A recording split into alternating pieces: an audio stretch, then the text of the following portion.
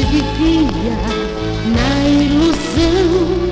Eu lhe falei de Cristo e não tive atenção. Eu olhava você, tinha compaixão, pois eu tinha certeza de sua perdição.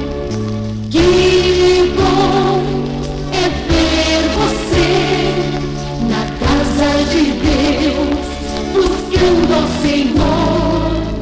Foi tão bom reconhecer que você foi comprado, você tem seu valor.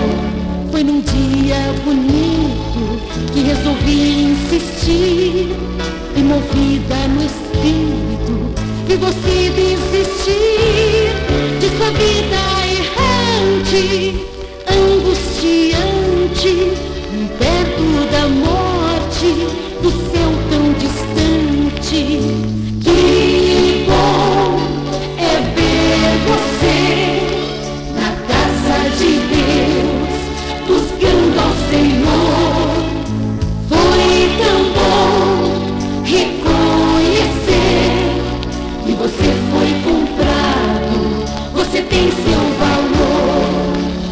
Que bom é ver você na casa de Deus, buscando ao Senhor.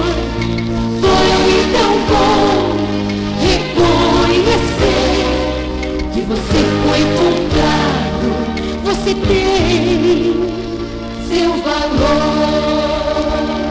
Você tem seu valor na casa de Deus, buscando ao Senhor.